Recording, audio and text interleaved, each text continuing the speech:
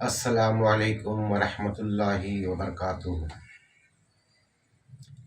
میرے تمام چاہنے والے مریدین، معتقدین اور دور و نزدیک سے مجھ سے عقیدہ رکھنے والوں، تمام سامعین اور حاضرین اور اس ویڈیو کو دیکھنے والے جتنے احباب ہیں، ان تمام کی بارگاہ میں خواجہ برہان الدین چشتی امینی بنگلور کی جانب سے سلام عرض ہے، قبول فرمائے۔ دراصل بات کچھ گفتگو کرنے کا ارادہ ہوا تو ویڈیو میں ہم نے گفتگو کا ایک موضوع رکھا ہے، ایمان اور اسلام۔ اسی موضوع کو آگے بڑھانے کے لیے ہم تھوڑی اس کے اوپر گفتگو کریں گے۔ بات ہیرا ہے، بات موتی ہے، بات لاکھوں کی لاج ہوتی ہے۔ بات ہیرا ہے، بات موتی ہے، بات لاکھوں کی لاج ہوتی ہے۔ ہر بات کو بات نہیں کہتے، بڑی مشکل سے بات ہوتی ہے۔ دوستو، جب ہم قرآن کریم کے چند آیتوں کو بغور پڑھتے ہیں تو ہمیں قرآن کریم نے ایمان کا ایک درس سمجھایا۔ اس درس کے اوپر غور و فکر کریں گے تو بات یہ سمجھ میں آتی ہے، قالت الاعراب آمنا قولوا اسلمنا۔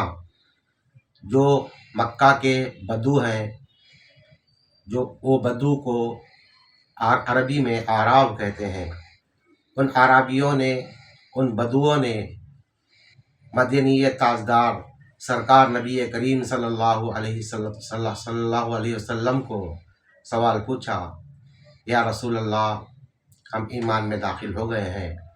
تو سرکار دو عالم صلی اللہ علیہ وسلم نے فرمایا، ایسا مت کہو، بلکہ تم لوگ ابھی اسلام میں داخل ہوئے ہو، ابھی ایمان تمہارے قلوبوں میں داخل نہیں ہوا ہے۔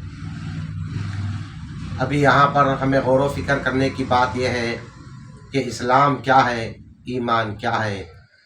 آج تک ہم جو اسلام کا سبجیکٹ سمجھ رہے ہیں، کیا اس سمجھنے میں ہماری نادانی، کچ فہمی یا غلط فہمی ہے، یا ہم ایمان کو جو موضوع میں لے رہے ہیں اس میں ہم غور و فکر نہیں کر رہے ہیں؟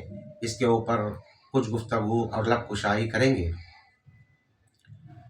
قالت الاعراب آمنا، سرکار دو عالم صلی اللہ علیہ وسلم نے رہتی دنیا تک اور ملت اسلامیہ اور امت محمدیہ کو ایک درس دیا کہ دیکھو، دراصل ایمان یقین کا نام نہیں ہے، بلکہ اپنے آپ کو مکمل کسی کامل ایسے پیر، کسی کامل ایسے مرشد، کسی کامل ایسے ہادی، کسی کامل ایسے رہبر کے ہاتھ میں اپنے آپ کو مکمل سرنڈر کرنے کا نام ایمان ہے، اور ان کی خدمت میں 20 سال 25 سال رہ کر ان کے قدموں میں بیٹھ کر جو تعلیمات حاصل کی جاتی ہے، پھر ہمارے اندر سے صفات خبیثہ یعنی برے صفات کو نکال کر پھینک کر وہ اپنے ہمارے نفسوں کو ایسا سنوارتے ہیں کہ ہمارا نفس پاک و صاف ہو جاتا ہے۔ جب ہمارا نفس پاک ہوتا ہے تب ہمارے قلب کے اوپر غور و فکر کیا جاتا ہے، پھر ہمارے قلوبوں کے اوپر غور و فکر کر کے ہمارے قلوبوں کے جو بیماریاں ہیں، ان بیماریوں کو دور کرنے کی کوشش کرتے ہیں، اور دور کرنے کے بعد پھر اس قلب کی طرف ایک نور کی نظر پیر و مرشد ڈالتے ہیں۔ تب وہ نور جب سینوں میں داخل ہوتا ہے تبھی ہمارے اندر وہ ایمان داخل ہوتا ہے۔ ایسے ہی ایمان نہیں کہا جاتا۔ اللہ کو مان لینا ایمان ہے، رسول کو مان لینا ایمان ہے، کتابوں کو مان لینا ایمان ہے، اور مرنے کے بعد اٹھنا ایمان ہے۔ یہ تو قرآن کا ایک چاپٹر ہے، لیکن دراصل ہم لوگ جس ایمان کو اصل میں جو موضوع بنانا چاہتے ہیں وہ دراصل یہی موضوع ہے کہ جب تک کسی کو کامل مرشد نہ عطا ہو تب تک اس کے سینے میں ایمان داخل ہو ہی نہیں سکتا۔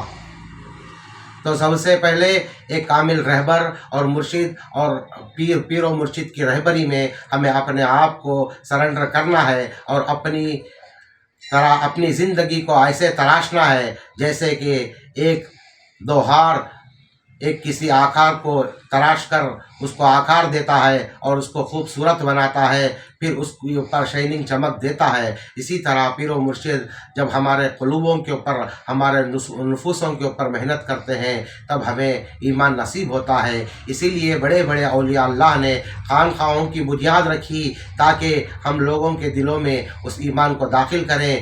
تب پہلے کے جو لوگ ہوتے تھے وہ خانقاہوں میں بیٹھ کر وہ تعلیم کے اوپر غور و فکر کرتے اور اپنے پیر و مرشد کی صحبت میں رہتے اور ایمان سے وہ سرفراز ہوتے اور ان کے ساتھ میں جتنے رہتے ان کو بھی ایمان والا بناتے تھے۔ یہی وجہ تھی کہ خواجہ غریب النواز نے فرمایا، شاہ است حسین بادشاہ است حسین، دین است حسین دین پناہ است حسین، سرداد نداد در دست یزید، حقہ کے بنا لا الہ است حسین۔